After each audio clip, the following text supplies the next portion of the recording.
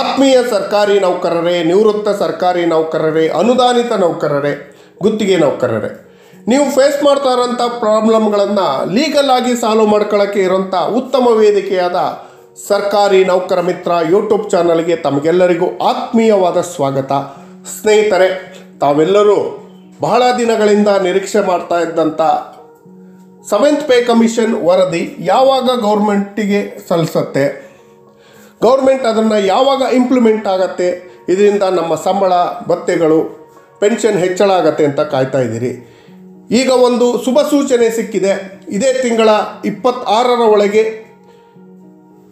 ತನ್ನ ವರದಿಯನ್ನು ಸಲ್ಲಿಕೆ ಮಾಡೋ ಸಾಧ್ಯತೆ ಇದೆ ಅಂತ ಆಶಾಭಾವನೆ ಇದೆ. ಈ ಬಗ್ಗೆ ವಿವರವಾದ ಮಾಹಿತಿನ ತಮ್ಮ ಮುಂದೆ ಶೇರ್ ಮಾಡ್ತೀನಿ. ಈ ಮಾಹಿತಿನ ಶೇರ್ ಮಾಡೋದಕ್ಕಿಂತ ಮುಂಚಿತವಾಗಿ ಯಾರ್ಯಾರು ಸ್ನೇಹಿತರು ಈ ಚಾನಲ್ಗೆ ಸಬ್ಸ್ಕ್ರೈಬ್ ಮಾಡ್ಕೊಂಡೇ ನೋಡ್ತಾ ಇದ್ದೀರಿ, ದಯವಿಟ್ಟು ಸಬ್ಸ್ಕ್ರೈಬ್ ಮಾಡ್ಕೊಳ್ಳಿ, ನಿಮ್ಮ ಸ್ನೇಹಿತರಿಗೂ ಶೇರ್ ಮಾಡ್ಕೊಳ್ಳಿ, ನಿಮ್ಮ ಪ್ರಾಬ್ಲಮ್ಗಳನ್ನು ಲೀಗಲ್ ಆಗಿ ಸಾಲ್ವ್ ಮಾಡ್ಕೊಳ್ಳಿ. ಸ್ನೇಹಿತರೆ, 7ನೇ ವೇತನ ಆಯೋಗದ ವಿಚಾರ ಕಂಡ್ರೆ ನಿಮಗೆಲ್ಲರಿಗೂ ಸಿಟ್ಟು ಬರುತ್ತೆ.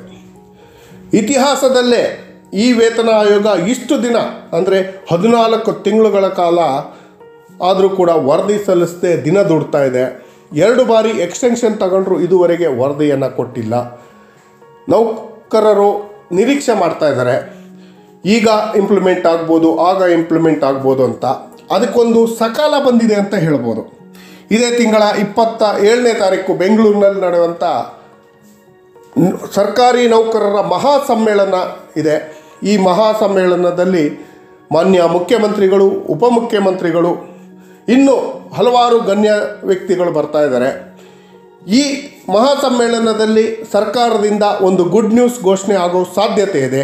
ಈ ಗುಡ್ ನ್ಯೂಸಿಗೆ ಪೂರಕ ಆಗುವಂತೆ ಫೆಬ್ರವರಿ 26ರ ಒಳಗೆ 7th ಪೇ ಕಮಿಷನ್ ತನ್ನ ರಿಪೋರ್ಟನ್ನು ಸಬ್ಮಿಟ್ ಮಾಡುವಂಥ ಸಾಧ್ಯತೆ ಇದೆ.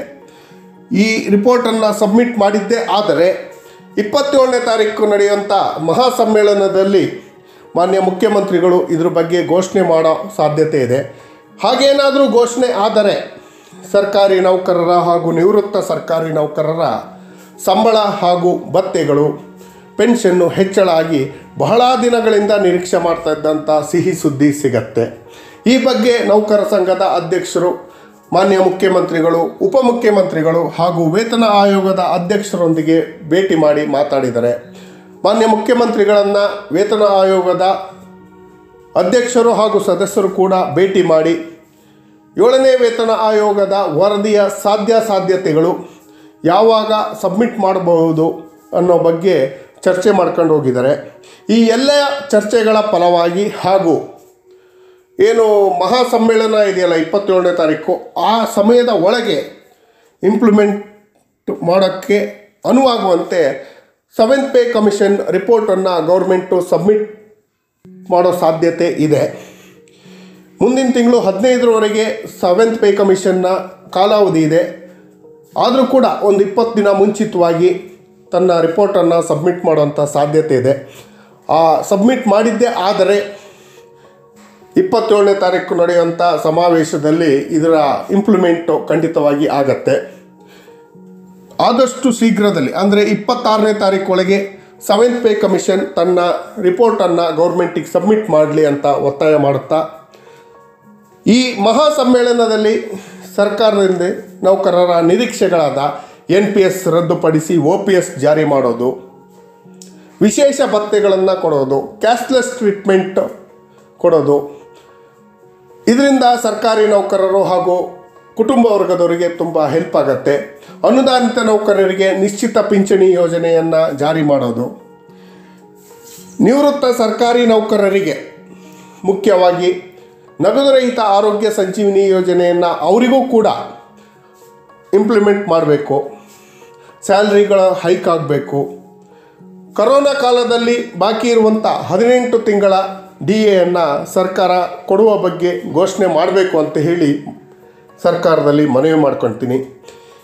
ಸರ್ಕಾರಿ ನೌಕರರ ಬೇಡಿಕೆಗಳನ್ನು ಸರ್ಕಾರ ಪರಿಗಣಿಸಿ ಇದೇ ತಿಂಗಳ 27ರಂದು ನಡೆಯುವಂಥ ನೌಕರರ ಮಹಾ ಸಮ್ಮೇಳನದಲ್ಲಿ ಇದ್ರ ಬಗ್ಗೆ ಘೋಷಣೆ ಮಾಡಿದ್ದೇ ಆದರೆ ಈ ಮಹಾ ಸಮ್ಮೇಳನ ಒಂದು ಐತಿಹಾಸಿಕ ಸಮ್ಮೇಳನ ಆಗಲಿದೆ. ಈ ಮಹಾ ಸಮ್ಮೇಳನದಲ್ಲಿ ಪ್ರತಿಯೊಬ್ಬ ನೌಕರರು ಭಾಗವಹಿಸಿ ಈ ಸಮ್ಮೇಳನದಲ್ಲಿ ಭಾಗವಹಿಸುವ ಸಲುವಾಗಿ ಸರ್ಕಾರ 2 ದಿನಗಳ ವಿಶೇಷ ಸಾಂದರ್ಭಿಕ ರಜೆಯನ್ನು ಮಂಜೂರು ಮಾಡುವ ಆದೇಶವನ್ನು ಹೊರಡಿಸಿದೆ. ಇದರ ಸದುಪಯೋಗ ಪಡಿಸ್ಕೊಳ್ಳಿ. ಪ್ರತಿಯೊಬ್ಬರು ಸಮ್ಮೇಳನದಲ್ಲಿ ಭಾಗವಹಿಸಿ. ನಮ್ಮೆಲ್ಲರ ಆಶಾಭಾವನೆಯಂತೆ ಇದೇ ಫೆಬ್ರವರಿ 26ರ ಒಳಗೆ 7th ಪೇ ಕಮಿಷನ್ ತನ್ನ ರಿಪೋರ್ಟನ್ನು ಗೌರ್ಮೆಂಟಿಗೆ ಸಬ್ಮಿಟ್ ಮಾಡಲಿ ಅಂತ ಕೇಳ್ಕೊಳ್ತಾ, ಈ ಮಾಹಿತಿ ತಮಗೆಲ್ಲರಿಗೂ ಇಷ್ಟ ಆಗಿದ್ದರೆ ದಯವಿಟ್ಟು ಸಬ್ಸ್ಕ್ರೈಬ್ ಮಾಡ್ಕೊಳ್ಳಿ, ನಿಮ್ಮ ಸ್ನೇಹಿತರಿಗೂ ಶೇರ್ ಮಾಡಿ. ಜೈ ಹಿಂದ್, ಜೈ ಕರ್ನಾಟಕ.